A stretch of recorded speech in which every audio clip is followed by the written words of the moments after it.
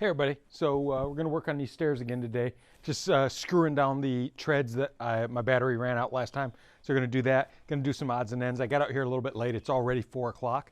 So we're just going to knock as much little stuff out as we can today.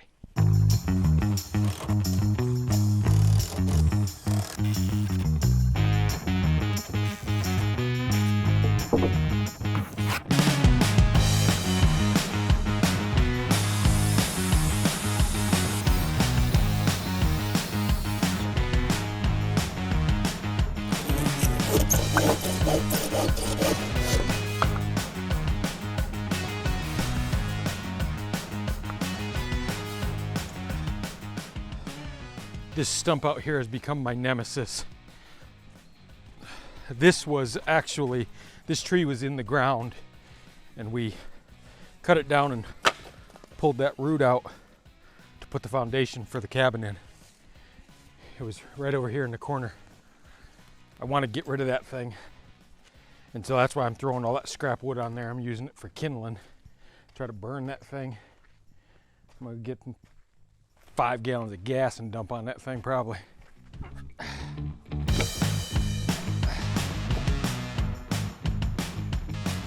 My buddy down in Texas would be so proud of me right now. Take a little break. It's warm. It's like 88, 89 degrees. Kind of getting used to it. It's been so hot this summer. I ran into my buddy the other day at my daughter's graduation. He said, well, why are you doing this? Because I've barely seen him in nearly a year, and he's offered to since November, seen him a few times obviously, but I haven't hung out, didn't hunt last year because of this. There's something, you can call it whatever you want. You can call it God, you can call it instinct. There is something telling me to do this, right? There's something deep inside me, and I think that there are a lot of people out there right now feeling the same thing that I do, but they are maybe not verbalizing it or not acting on it. I've talked to a couple of buddies, and when I mention that, they say, yeah. And I felt that way for a long time. This is long before COVID. A year before COVID started. Before there was even a hint of COVID, it was get out here and do this right now. And it was financially, it wasn't terribly easy for me to do this right then. And I talked to the boss. That's my wife.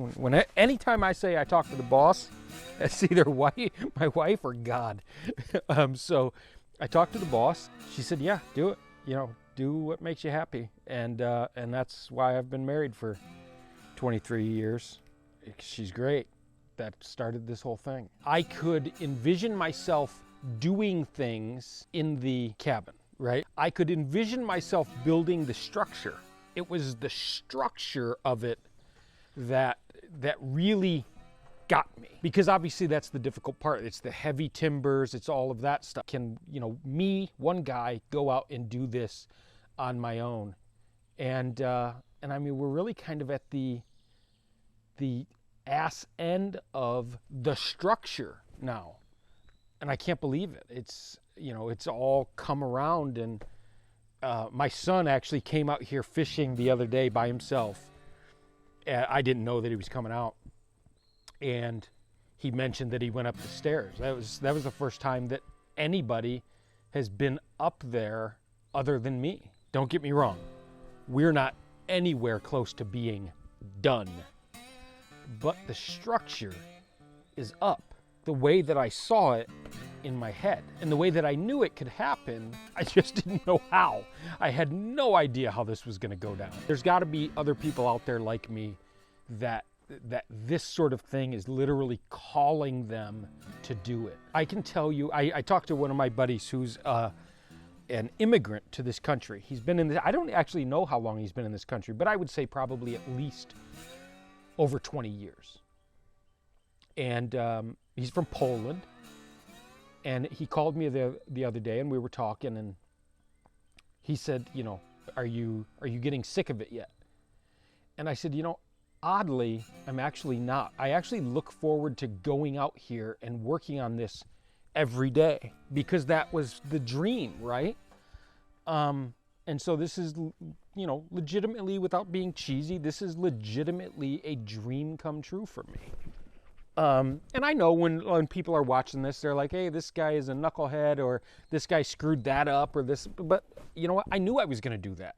I'm not perfect, and I'm certainly not a great carpenter.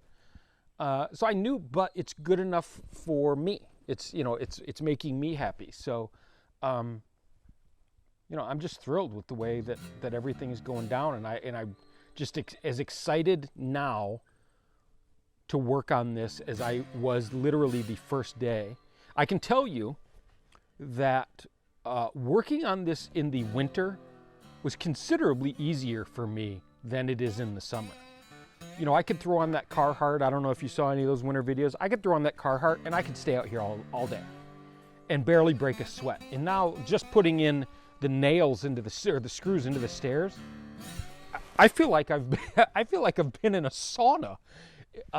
So it was considerably easier for me to work.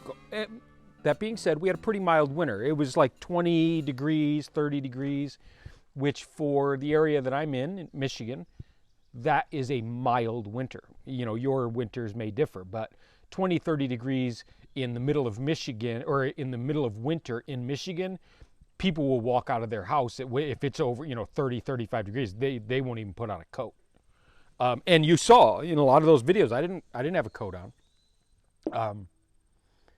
And this summer, it's been unbelievably hot. You know, the last video I made, it was like 75 degrees. It was great. Today it's, you know, almost 90. But I'm not complaining. It's just, you know, I'm just stating facts. So yeah, we're getting close. It's tradition on a timber frame for the builders to take a spruce bough and put it at the peak of the roof to honor I think the Norse gods. But I think I'm going to do it. It's a tradition, and I think that I'm going to partake in that tradition and have a little bit of a celebration when I get that done. I think I'll invite the friends and family out, and maybe even invite you guys. Maybe do a little cookout, something like that, and just enjoy it. Let the youngsters go out on the boat. My mind is just filled with all of the possibilities for out here, whether it's pasture over there, house over there. It's overwhelming, and in a good way. It's overwhelming in a good way, and I'm thankful. I'm truly thankful, one, to be able to do this, and two, to be able to live in a country that allows me this opportunity. So if you're in the same camp or boat that I am, don't don't just think about it. Figure out a way to get it done, and you can do it. And I've told the story about the land and all that stuff. There's no way that I should own all this land. There's literally no way that I should own all of this land. But I do. It's mine. It's all mine. And I think that as I'm getting older, I think the kids are realizing, oh, when the old man kicks, it's going to be all ours. And I think they're starting to look forward to that. Yeah, hopefully they're just not conspiring against me.